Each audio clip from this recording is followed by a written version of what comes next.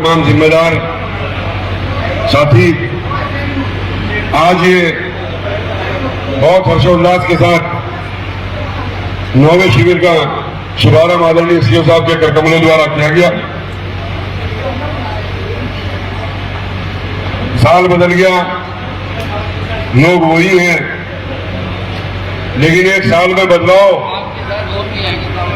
यहां जितने लोग पिछले साल थे उनसे कहना चाहता हूं, एक साल में 365 दिन में कुछ तो बदलाव देखा होगा। तो ये बदलाव सच्ची और ईमानदारी से सेवा करने का बदल मिलता है। और यहाँ शिव भक्त जितने भी आएंगे, हमारे कांवड़िए, आप सोच के देखो, इस प्रचंड गर्मी में 120-150 किलोमीटर, 140 किलोमीटर पैदल चल करके आना, हमारा आप अपने घर तक यहाँ के पैदल नहीं जा सकते, लेकिन वो लोग अपनी आस्था के समंदर में डूब करके किसी बात की परवाह करे बगैर अपने मंजिल की तरफ बढ़ते हैं। और हम जैसे खादिम अगर थोड़ा सा उनका खैर मकदम कर दें, उनका स्वागत कर दें, उनकी सेवा कर दें, तो परवरदिगार उसका बदल देगा। और ये यहाँ 2 दिन, 2 तारीख को चले भाई, 2 तारीख को जल चढ़ने तक ये शिविर चलेगा। मेरी प्रशासनिक अधिकारियों से निवेदन है कि आप लोग ग्राउंड पर रहेंगे, अब से लेके और समाप्ति तक आपसे हाथ जोड़ के निवेदन है, आते जाते हैं, थोड़ा सा व्यवस्था नहीं, हमारे साथ जलपान में हिस्सा लेते रहें, ताकि हमारी भी हौसला अफजाई होती रहे।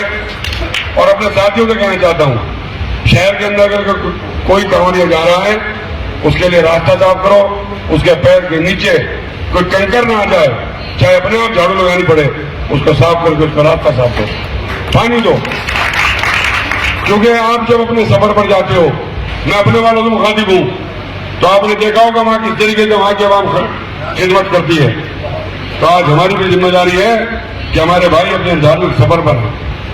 और समझने का फेर है, जिसे ये लोग शिवलिंग कहते हैं, हम लोग उसे हजर अस्मद कहते हैं।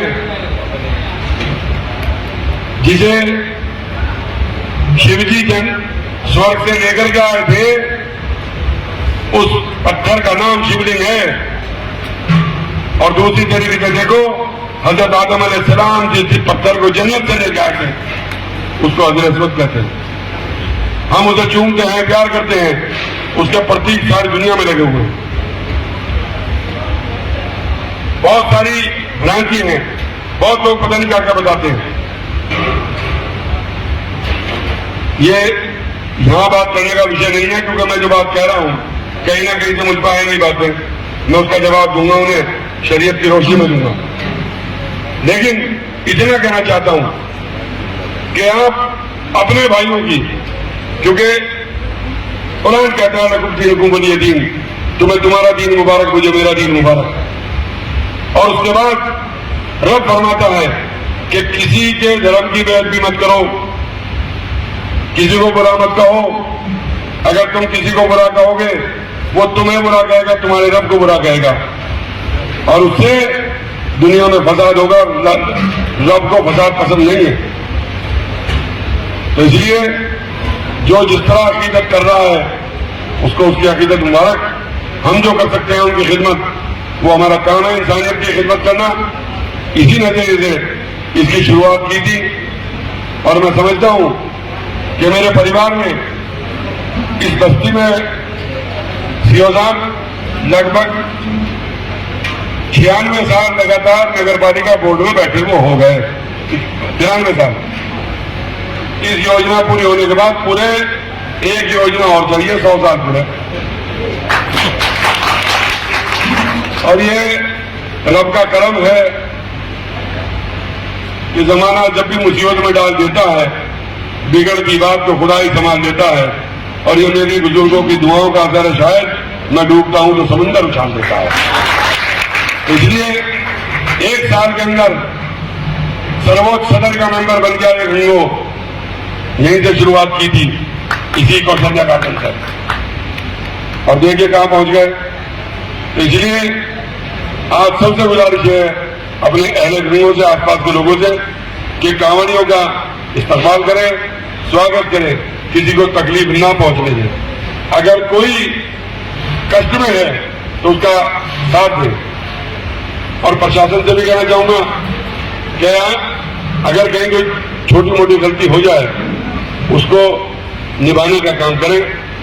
कोई आपस में ऐसा ना हो, क्योंकि जो हम देख रहे हैं हमारे यहाँ तो होगा नहीं, निश्चित अपने रब के ऊपर यकीन है कि हमारे यहाँ नहीं होगा, लेकिन जो माहौल चल रहा है कुछ है इस तरह के, उन पर प्रशासन नजर रखे, चाहे वो कोई हो।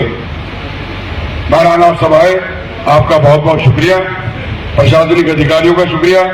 हमारे कोतवाल साहब बहुत सजग हैं, इंस्पेक्टर उमेश सिंह साहब बहुत सजग हैं, 24 घंटे थाने के अंदर अपने खड़े हुए हैं। और मेरा गंगो क्राइम मुक्त है, ये श्रेय मेरे इन दोनों अधिकारियों को जाता है। मैं इसके लिए इनको धन्यवाद देना चाहता हूँ। जय हिंद, जय भारत।